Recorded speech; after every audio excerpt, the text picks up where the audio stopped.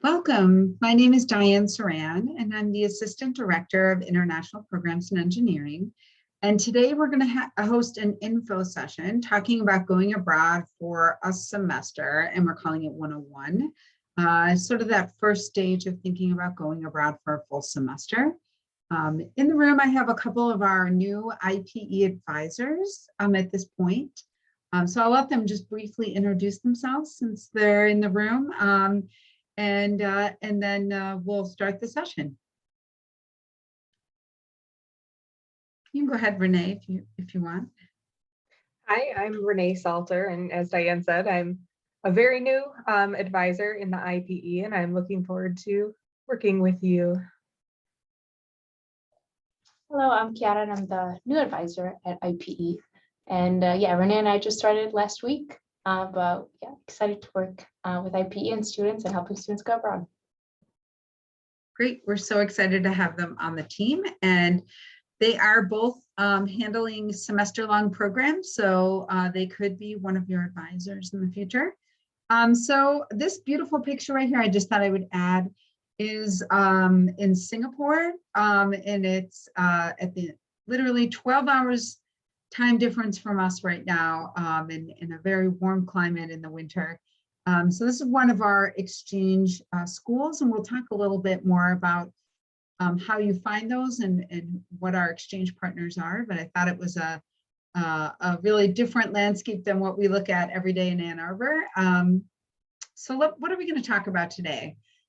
So today we're going to talk about the types of semester abroad programs. I think a lot of times students find understanding going abroad for a full semester a little confusing because there's different types of options. I'm just going to briefly talk about some of the myths about studying abroad for a full semester, and sort of debunking some of those myths, helping you to identify the right program for you. So a lot of times students have a difficult time sort of narrowing down all the options. So I have some key questions for you to ask yourself.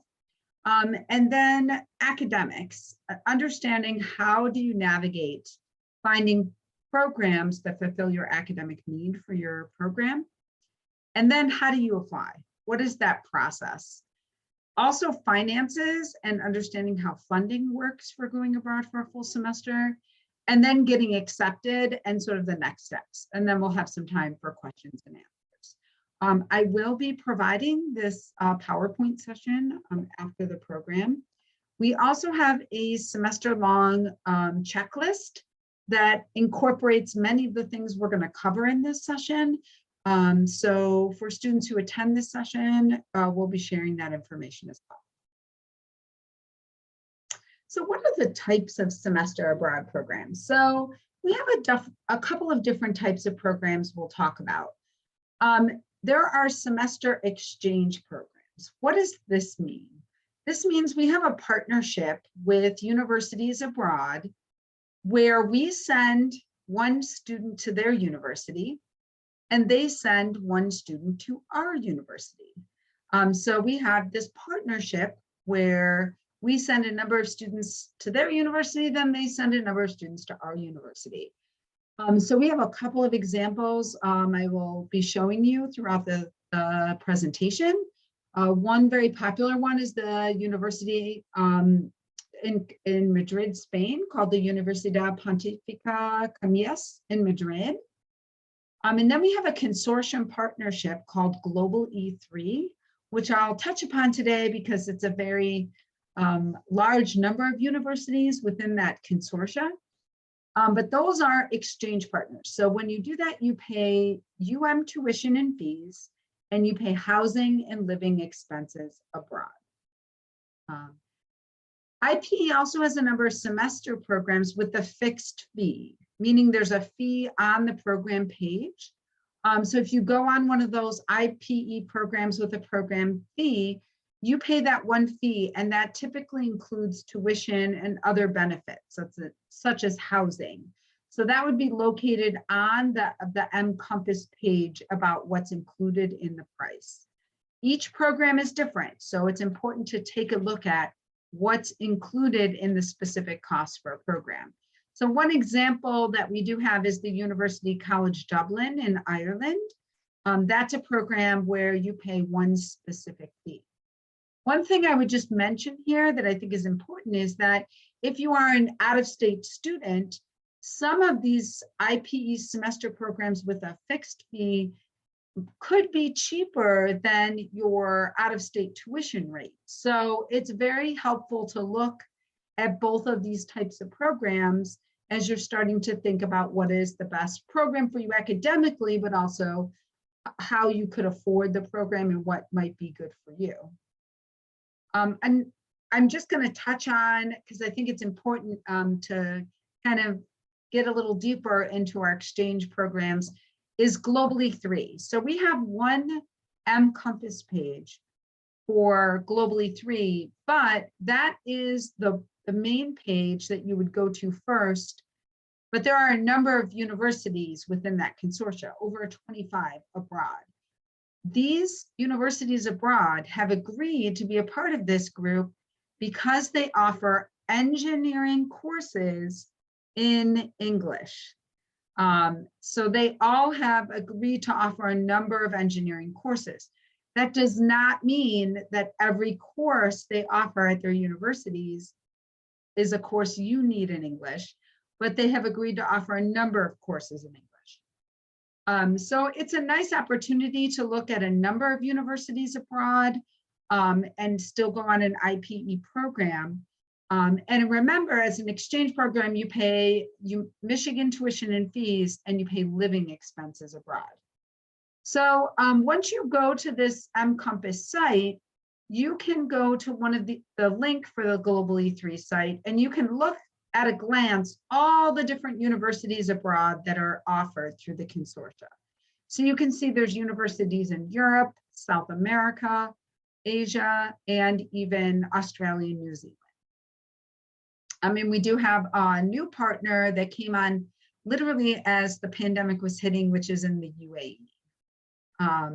So depending upon obviously the current pandemic situation or any political unrest, if a location is approved to travel per the Global Michigan website, then this is a program that you could apply for through the consortia.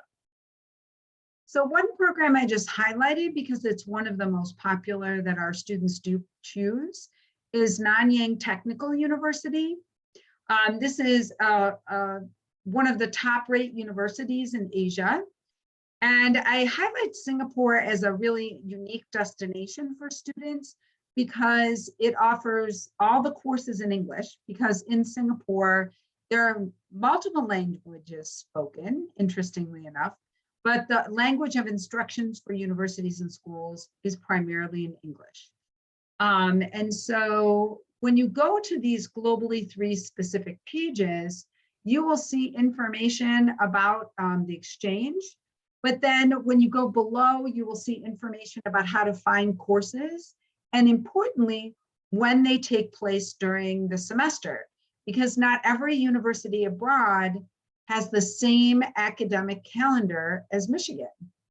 So if you plan to study abroad in a fall term, you might find yourself still being abroad while the winter term starts. So you have to be very careful in choosing a university in a semester that makes sense for the academic calendar of what your plans are here in Michigan. Some other types of semester abroad programs include what we call Beyond UM. Okay, so what is Beyond UM? Really, it's simple. It's any academic or university that you choose abroad that's not located within the IPE program list. So you're basically going outside of our office to study abroad. That's okay. You can find these programs on your own. You might apply directly to the program provider that you might find, or a university abroad. But if you elect to do that, just know that you will not be able to apply your financial aid package or any scholarships you receive from the university.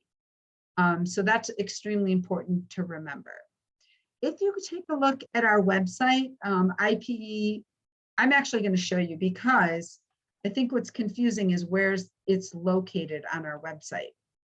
So if you go to our website, under our homepage, under students, you will see where it says international experiences beyond UM. When you go to that page, you will be provided information about finding different study abroad providers. Again, these are providers that we understand are very reputable programs. And then there's a number of steps you would follow as a part of going beyond UM. And this is all located on our website under international experiences. So if you are interested in doing a Beyond UM program, I highly suggest you reach out to us and we can help you through that process, but mainly most of it is pretty clear on this website.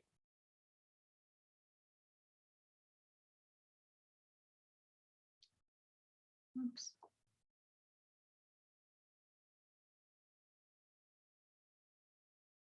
Oh, right here. Okay.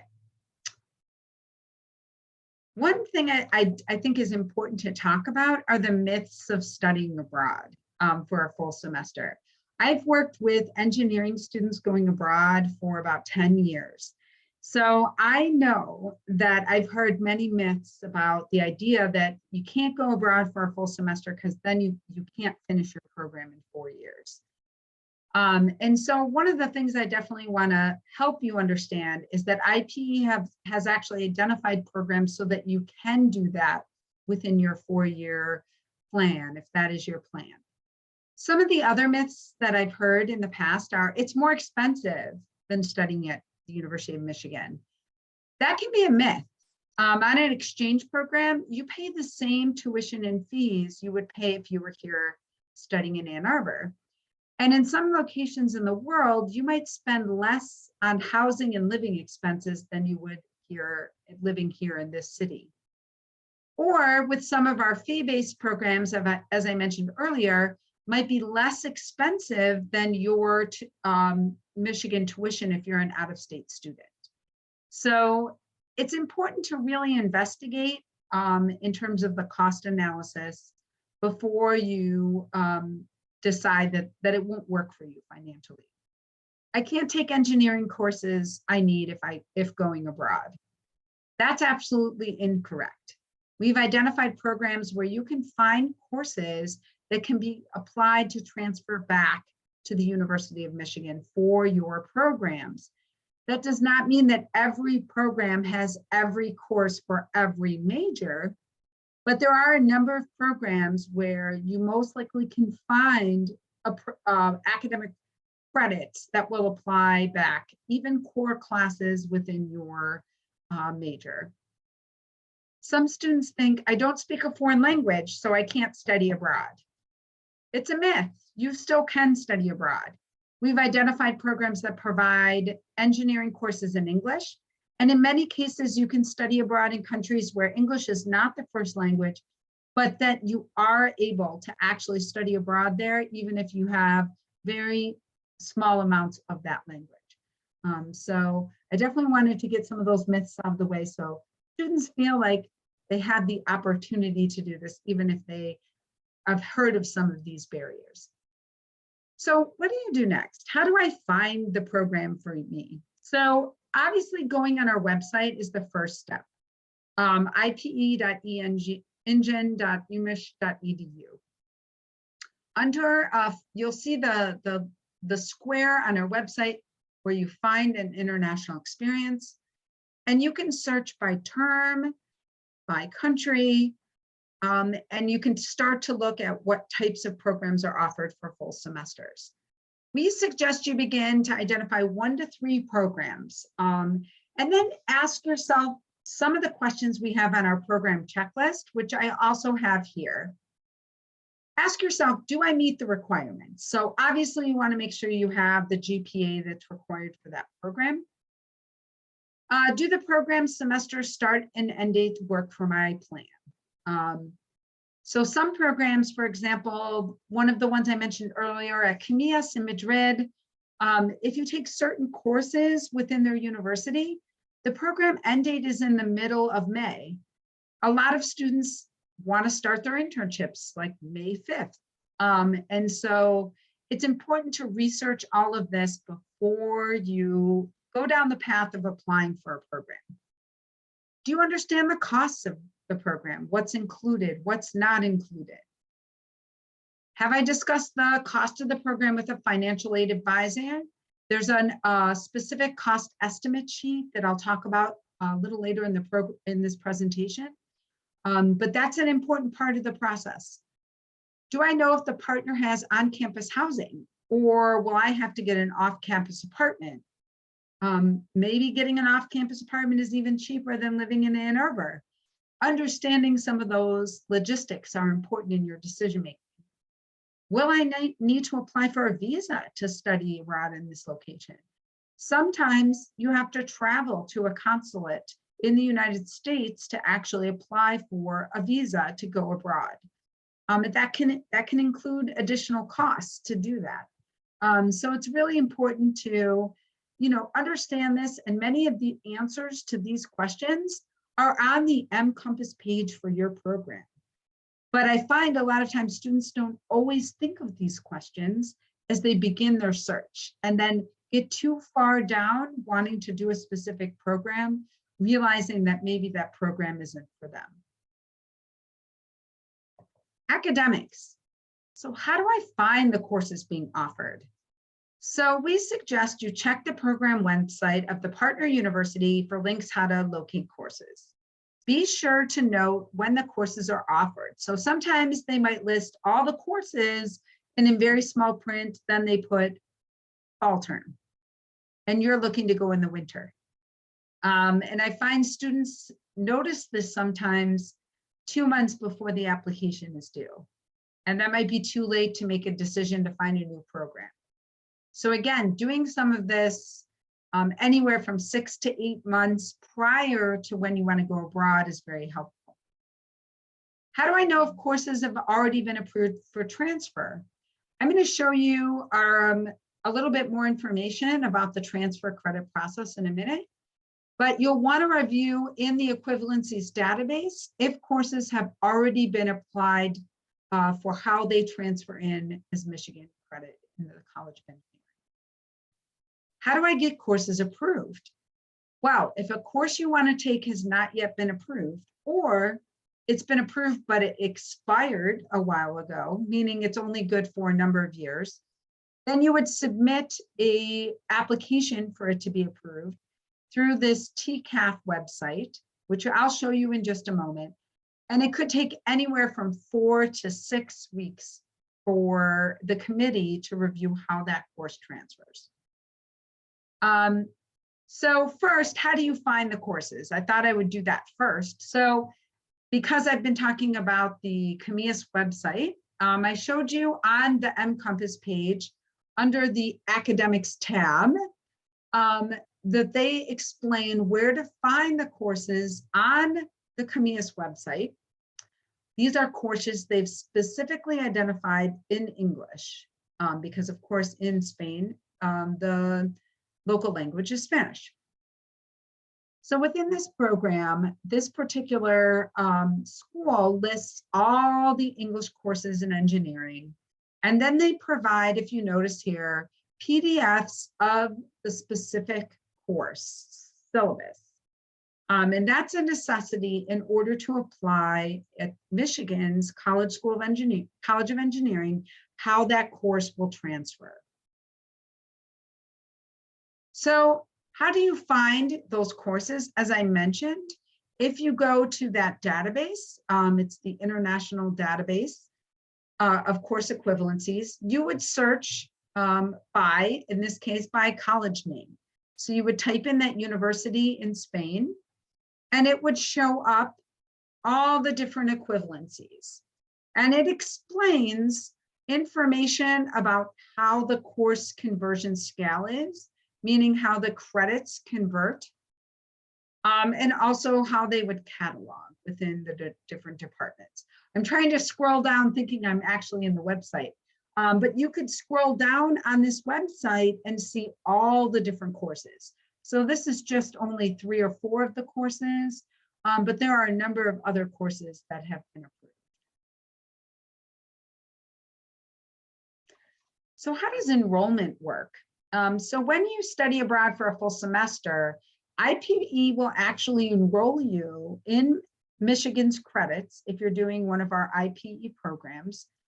And once you return your transcript, we will review, and then you'll receive credit if you obtain a C grade or higher for that course abroad.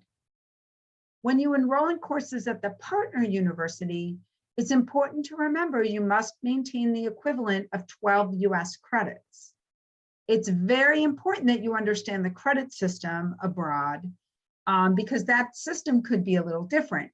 For example, in Europe, their credit system goes by that ECTS, which essentially means that the courses, the number will be a little bit different than 12. So instead of 12 US credits, you're actually going to multiply that by 3 because every 3 ECTS equals 1 US credit. So in most cases, you'll be taking blocks of 6 ECTS credits.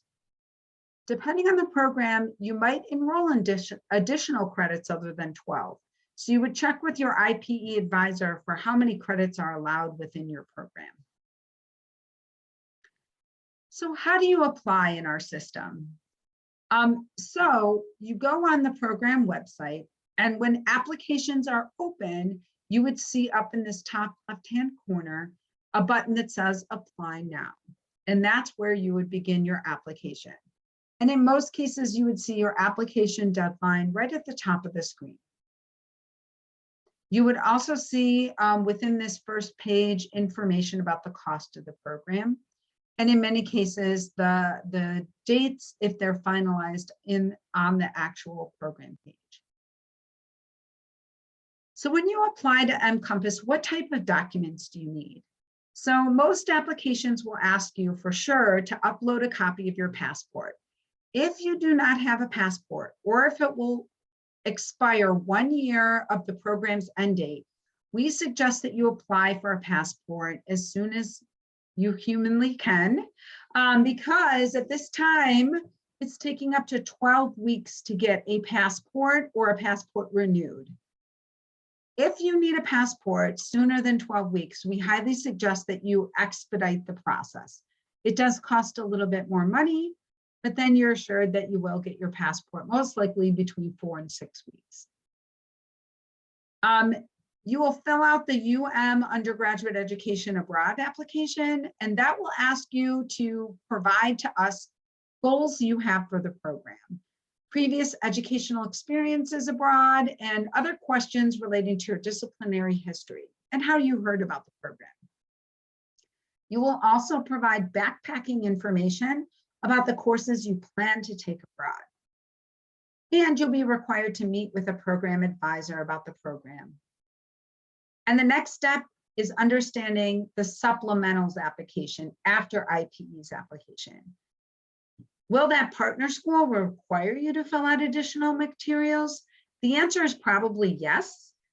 So if so, you'll be provided with instructions and a deadline to finish those materials. In most cases, you will, and sometimes it'll be like within their school's portal. So it's very important that you follow through with whatever instructions they might have and following through with deadlines. Here's just a quick glimpse of some of the things you might be reading through and either signing.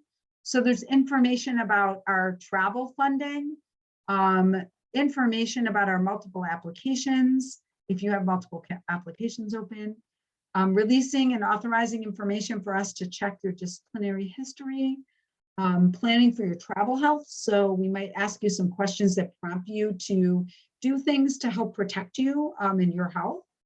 And other things, as you see here, requiring us to do certain things for you. One of the things you will understand is that you understand you're signing away some of your FERPA rights so that we can release records to other universities on your behalf. So now I'm going to talk a little bit about financing and funding your program abroad. IPE is committed to providing opportunities for all undergraduate students, regardless of social economic background. And for many students, finances are a main consideration for going abroad. As I mentioned, the myth of it's too expensive, I can't afford it. So we seek to ensure that cost is hopefully not a barrier for students. So there's the main page on our website about funding information for going abroad. And I highly suggest that any student look at this information because it will help you in terms of your plans and opportunities. One of the sections within the College of Engineering is that we provide the COE's Go Global Fund, which helps determine what students have unmet financial need. And if that is your case, then there are opportunities for our office to provide funding for those students. There's also Office of Student Affairs Scholarships. We have an IPE abroad blogger position you can apply for. And then College of Engineering departments often offer study abroad scholarships. And then there's general funding for going abroad. And there's links for external funding on our webpage. So I highly suggest that as a part of your process of deciding where you want to go, you also look into what types of options are offered to you to fund your study abroad program. So begin early, and we suggest that you go to the financial aid website and go to the OFA study abroad budget worksheet. So as you're looking for the through costs of programs, it's a great idea to fill this out and then work with the Office of Financial Aid by emailing them. And then they can set up a time to meet with you to discuss how your financial package might work with a particular program. So that's about finances and funding. Now you've decided on your program, what are your next steps? So you'll be asked to sign a number of documents in Encompass, things like our registration and withdrawal policies, there's COVID travel planning, a number of things. And then you'll be provided with a checklist of things to do.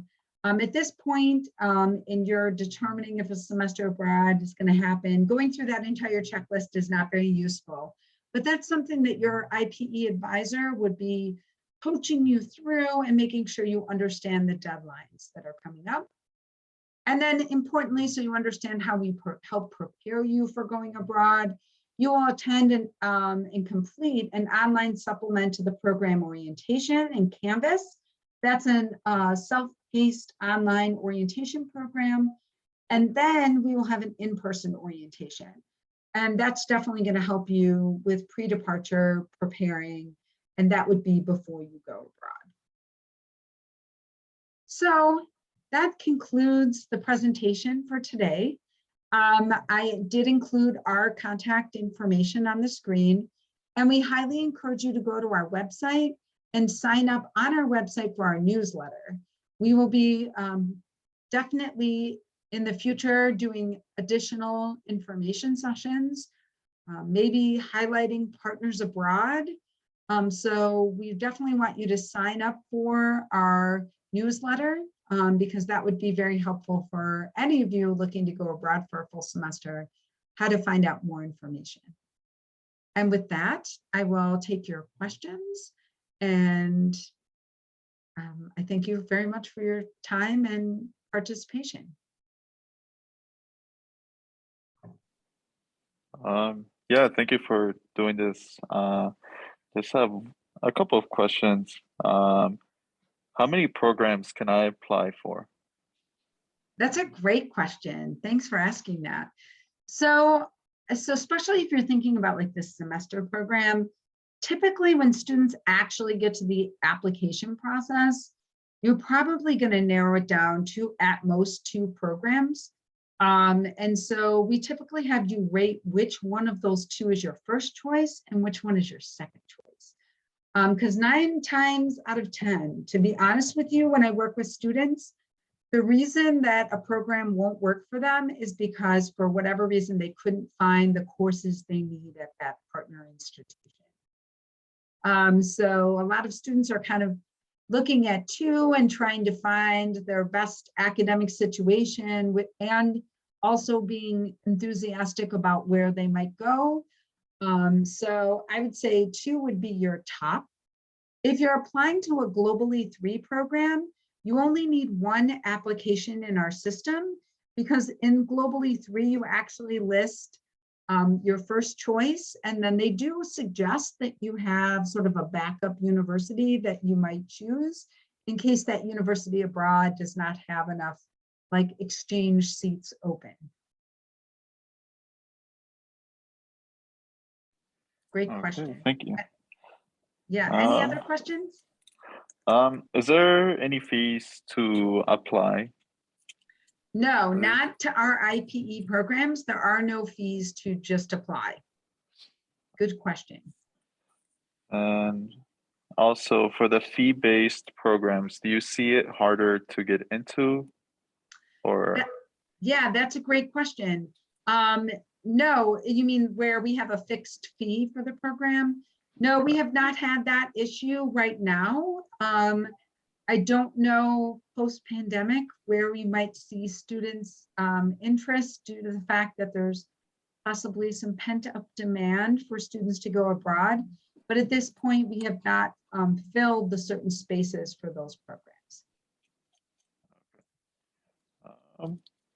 and I have two more. No, great, these are good. Do different programs have different deadlines, or is it just always like fall around at the end of March, early April?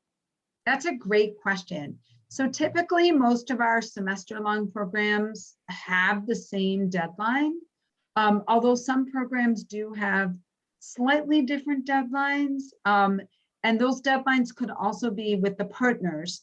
So for example, one partner might need you to finish your application by October 1st, but another partner might not need you to finish their supplemental application until October 15th. So that might be dependent upon the program, but in many cases, we try to have one specific deadline for our programs Okay, internally, And- the mCompass page. all right.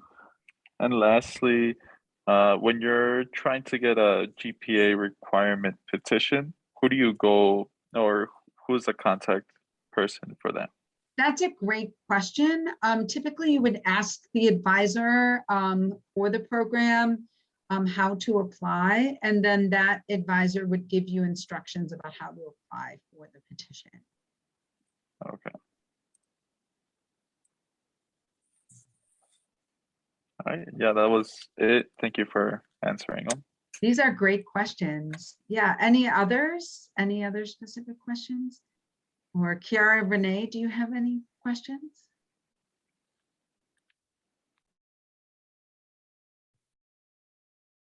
All right. Well, thank you so much for attending the session. And Edgar, I will be sending you the checklist and this PowerPoint. I encourage you to reach out to us if you have any other questions. We'd be happy to help you make this happen for you in the future. Yeah, thank you so much. You're Looking so forward. welcome. All right. All right. Have a nice Thank you. have a nice weekend. Yes, you too.